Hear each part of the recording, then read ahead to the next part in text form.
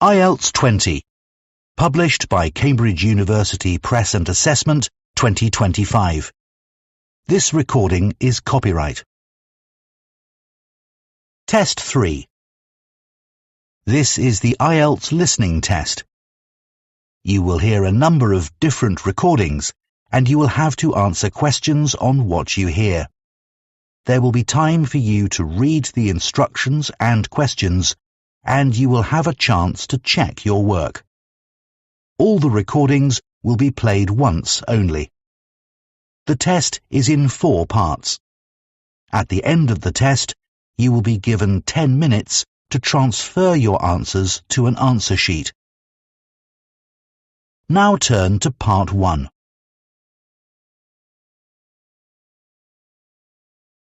Part 1. You will hear a woman phoning the owner of a house she is going to rent about companies that she could rent furniture from. First, you have some time to look at questions 1 to 5.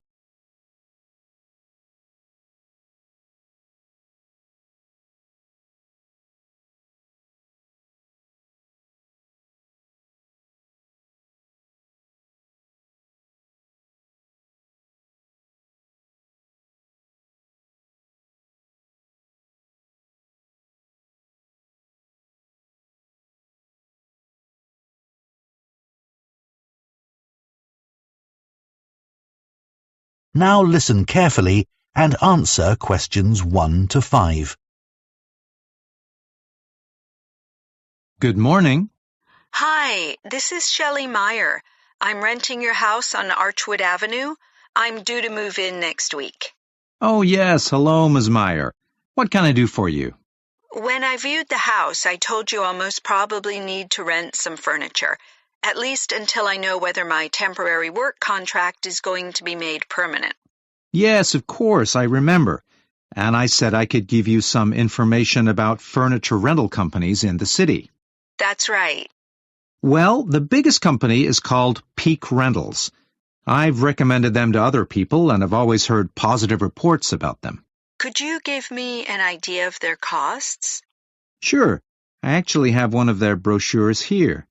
It says the monthly price per room starts at $105 and goes up to $239. That depends on which rooms you need furniture for, of course. Sure. It's just to get a general idea of how much it's going to cost. And you said you had some positive feedback about this company? Yes. People have mentioned that the furniture from Peak Rentals is more modern than any of the other companies. And also, once you place an order, the furniture will be delivered to you in just 1 or 2 days. That would be really helpful. Oh, and the brochure says that there's a special offer at the moment. If you rent living room furniture, I believe that's a set of chairs and a TV table, you'll also get a lamp at no extra cost. Okay, but that price range you gave is more than I was hoping to pay. Then you could try Aaron and Oliver. Sorry, what and Oliver? Aaron, Aaron. Okay. Are they cheaper? I'd say they're a mid-price company. But if you chose them, you need to be aware that they charge an extra 12% every month in case of damage. Oh, I see. I'd have to do the math carefully then. Right. But one helpful thing is that they also do cleaning for customers. For the furniture? For the house. Oh, I see.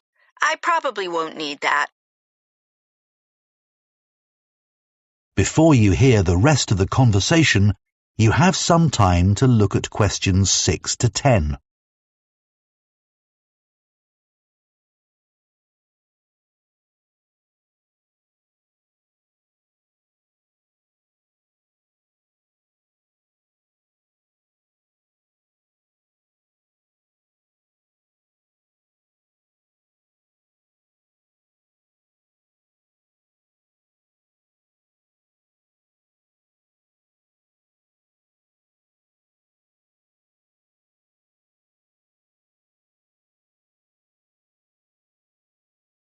Now listen and answer questions 6 to 10. There's another company called Larch Furniture. It's quite new, and it has the lowest prices in town. That's for both furniture and also electronic equipment. Well, that would be good. I'm not bringing much with me, and I won't have much time to go shopping after I start my job. There are two things you need to know about Larch Furniture. First of all, you have to take out insurance on the furniture, and you need to organize that yourself. That wouldn't be too hard. Also, you can't take out a contract for less than 6 months, but I figure that might not be a problem for you.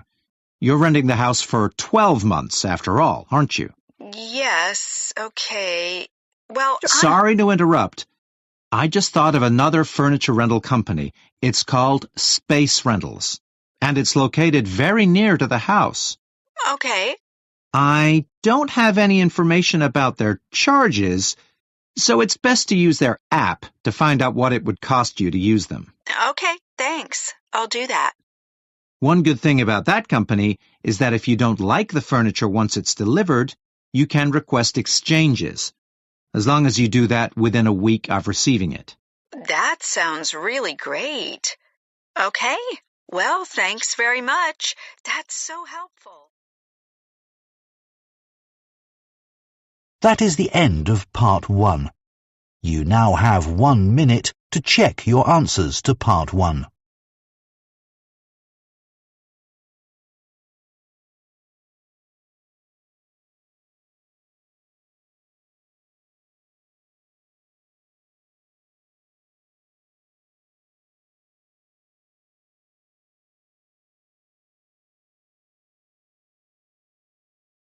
Part 2.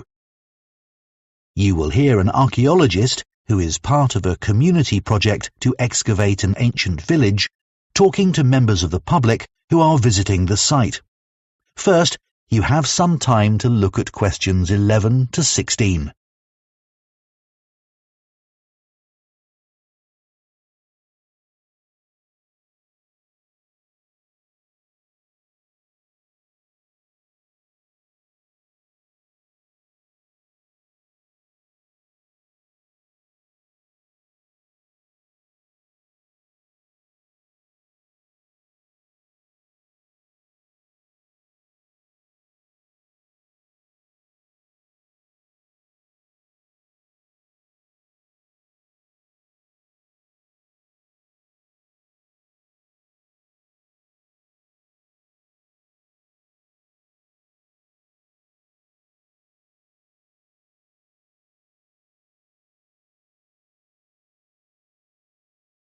Now listen carefully and answer questions 11 to 16. Hello, I'm Hayden. I'm one of the archaeologists investigating the site here at Bidcaster. This is the 3rd summer for this community project, and most of the people digging here are volunteers. I'm a full-time archaeologist for the town council, but I was asked to join the project by NHA, a charity which sets up projects like this up and down the country. As you can see, we're next to Bidcaster Castle, which is great because the owners let us use their facilities. So, how did we get to where we are today? Many archaeology projects happen when an ancient object is found, and in our case, that object was a gold coin. Coins are often found by people using metal detectors to look for things buried in the ground, or coins are uncovered when wild animals like rabbits have been digging tunnels. Here, a walker found it on the ground after a rainstorm washed away some of the earth and sand. When the story of the gold coin hit the news, Peter Swift, an amateur historian, contacted me to say he believed there had been a village on this site, centuries before the castle was built. Just by chance, the team found some old maps and documents in our library, which showed 500-year-old drawings of ruined buildings on the grassy area between the outer stone walls of the castle and the river. We knew then we were onto something. Over the 3 summers the team has been here, we found the remains of several buildings, and more broken pots than you can count. Normally you'd expect to find brooches and other jewellery, but we're still waiting to uncover any such items. The people who once lived here were skilled at making tools from animal bones, as you'll see when you visit the exhibition. Besides the discovery of the village, we've also found evidence of human activity on the other side of the river. No other houses or huts so far, but we can see the borders of an ancient field system. At one point we found a long wall and thought it was an ancient palace, but it turned out to be a modern wall. This summer's work will end soon, but we'll be back next summer. In the meantime, we're putting on a series of guided tours for school groups this autumn. Oh, and maybe you saw the TV documentary about our project. That suggested the objects we've found are going to the town's museum, but we don't know that for sure yet. Before you hear the rest of the talk, you have some time to look at questions 17 to 20.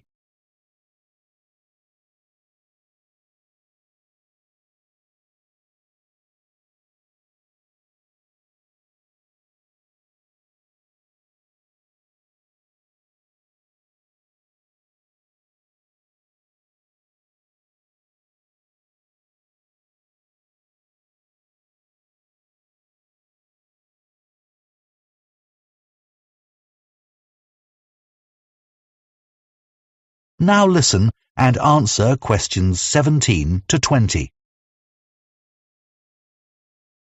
When you enter the site, please make sure you keep to the paths at all times. There are a few other things, the highlights of the site, if you like, that I want to mention. Take a look at the map. Our present location is marked at the bottom. This year, we've identified the foundations of an ancient bridge.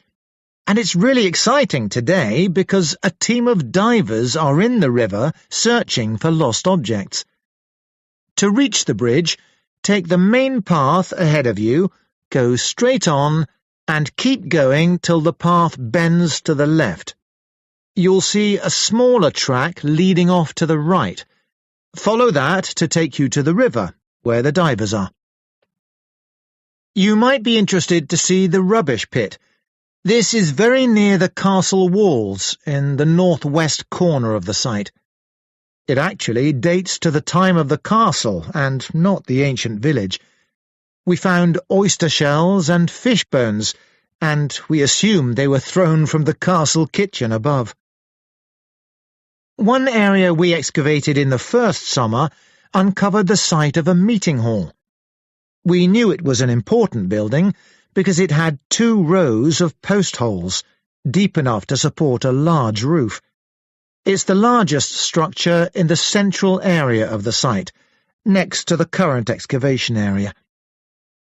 Last year we discovered a fish pond in the ancient village.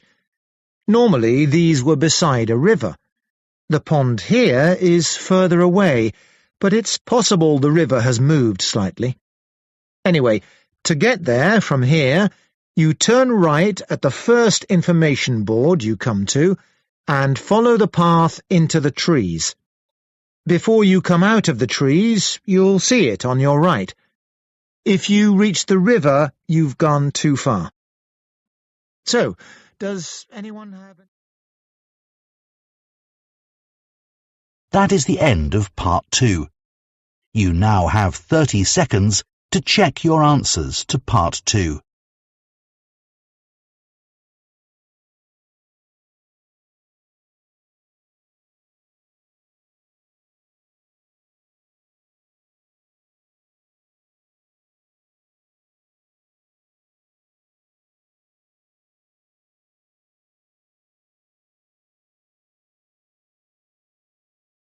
Part 3. You will hear 2 theatre studies students, Maya and Finn, discussing their project on theatre programmes. First, you have some time to look at questions 21 to 26.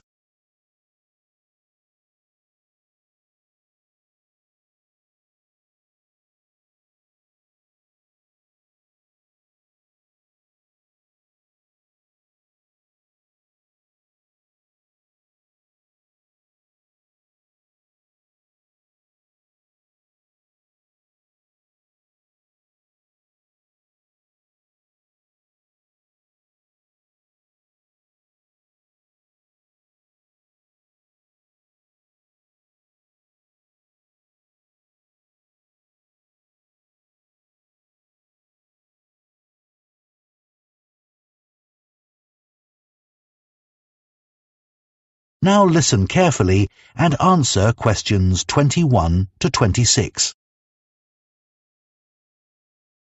So, Finn, I've done as much as I can for our project on theatre programmes. How's your research coming along? Okay, Maya. I didn't know theatre programmes are called playbills in the USA till I started looking into the topic. Even though I struggled to find many useful websites, I'm glad we picked this subject. No one else on the course is doing the same as us, although it is one of the research areas of the module convener. That might actually put some people off. I suppose so. Anyway, I hadn't realised there are actually companies specialising in creating theatre programmes. Yes, they're quite common nowadays. Contrary to what many people think, theatres don't hire people to do the programmes. In fact, companies buy the rights to publish programmes on the theatre's behalf and then make their money selling advertising space within the programme booklet. It must be easier for theatres to do it that way. Yes. I remember reading something about programmes in early British theatre. It said that the cast was always very important. Yeah, audiences were very familiar with leading actors, and big names would draw huge crowds. But I hadn't realised that if the programme named a famous actor, that's who the public expected to perform. And if that didn't happen, people accused the theatre of breaking their agreement with the audience. They would demand refunds, and if they didn't get them, there were riots. Outrageous! That'd never happen now. No, people are too polite, even when they're disappointed if the star of the show misses a performance. We should definitely include that information about early audiences in our project. I also think it's important to mention that lots of ordinary people at that time were illiterate, so theatre programmes were of limited value in advertising plays. When a company of actors arrived in a town, they'd parade around the streets in their costumes, beating drums and announcing their upcoming performances. Interesting. I couldn't imagine that happening now either. There's also an interesting comparison to make between 18th and 19th century programmes. Wasn't it in the 19th century that theatre programmes started to resemble programmes today? Yes, and unlike programmes from the 18th century, they always used colour. And there was a greater variety of designs. But personally, I think 18th century programmes were superior because they told the theatre-goers so many things, including about the actors. And about the writer, the plot, and sometimes the history of the play. That's right. What should we say about theatre programmes in the 20th century? I reckon the most important thing is the dramatic change they underwent during World War II. When the government imposed restrictions on the use of paper? Yeah, but that was only in the UK. In the USA, programmes, or rather playbills, continued to be published in the same format. While here in the UK, programmes became merely a single sheet of paper folded to create 4 pages for text. What I don't really get is that after the war, they didn't go back to being more than one sheet, or change in any way for over 25 years. I know there were paper shortages after the war, but only for 5 or 10 years. Strange. Before you hear the rest of the discussion, you have some time to look at questions 27 to 30.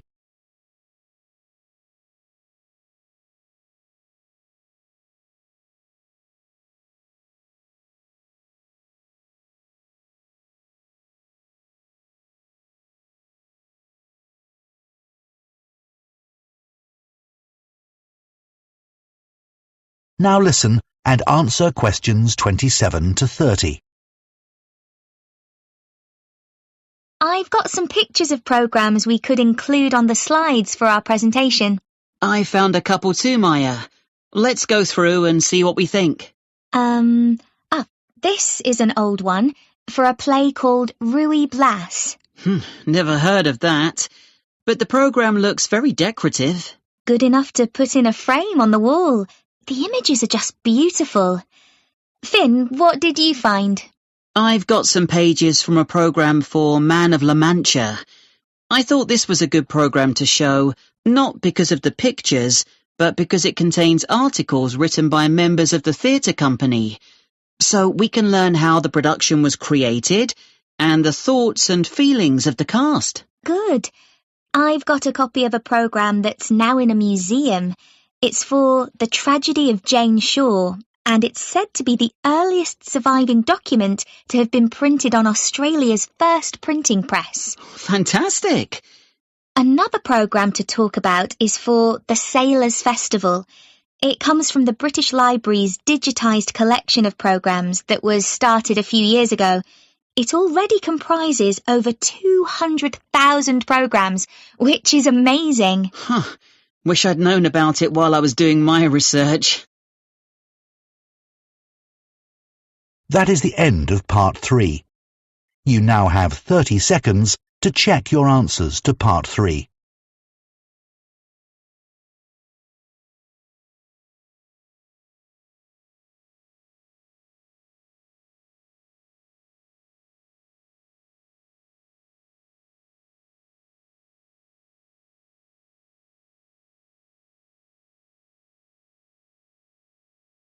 Part 4.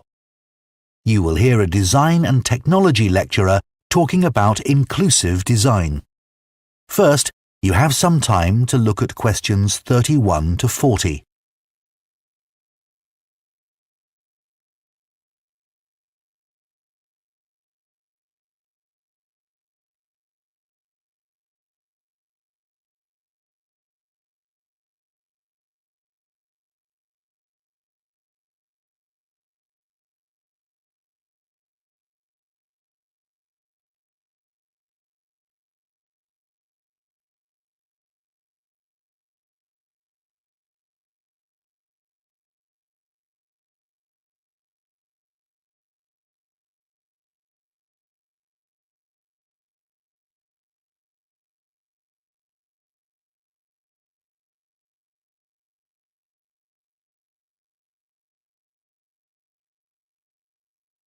Now listen carefully and answer questions 31 to 40. It's only relatively recently that designers have become aware of the need to be inclusive when designing products. But what does that mean exactly? Well, it simply means designing products that span economic, social, and cultural barriers.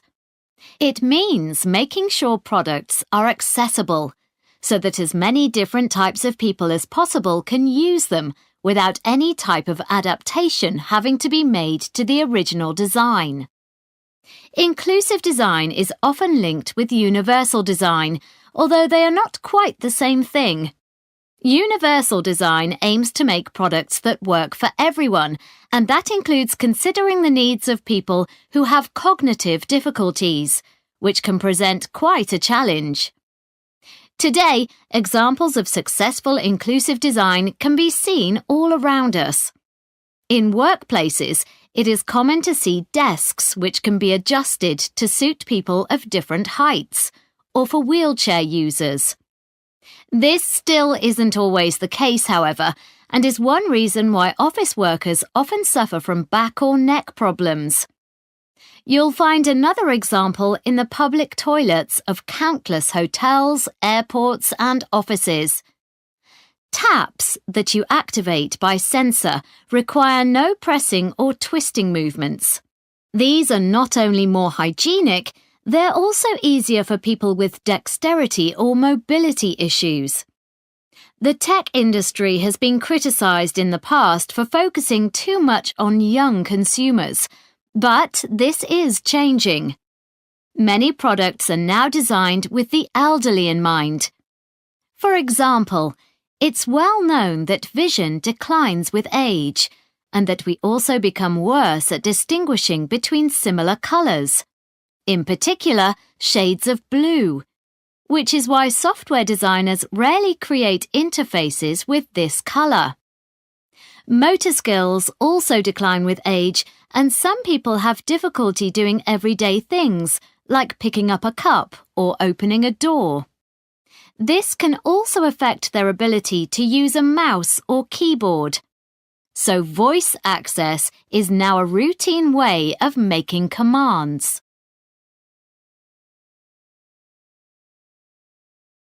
It's worth looking at the problems non-inclusive designs cause when not enough consideration is given to a range of users, as it can have a serious impact on people's lives.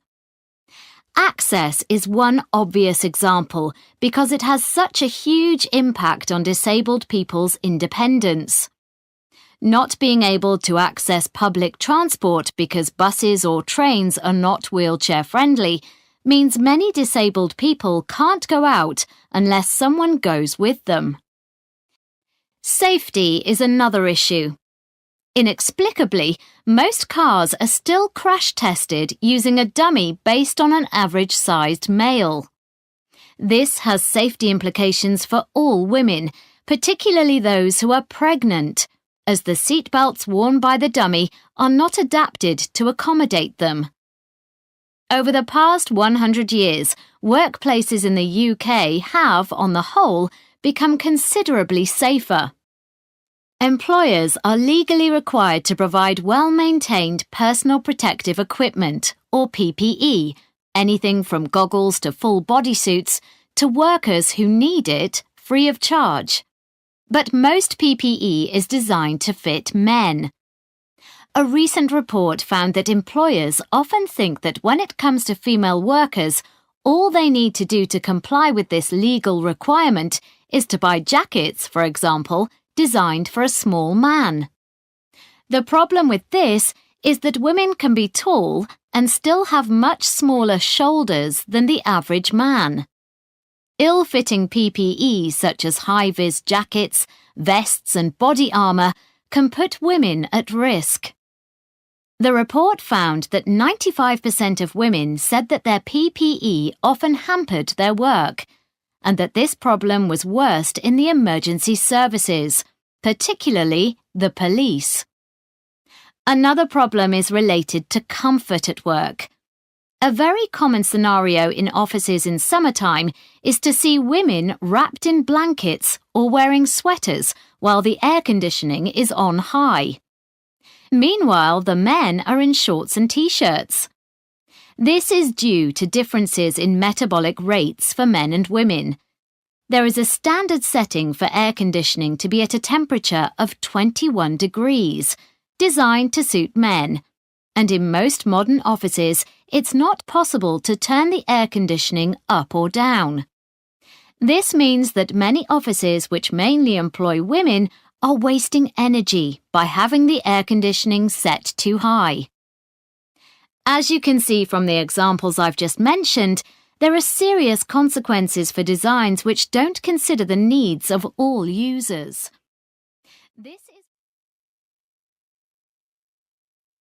That is the end of Part 4. You now have 1 minute to check your answers to Part 4.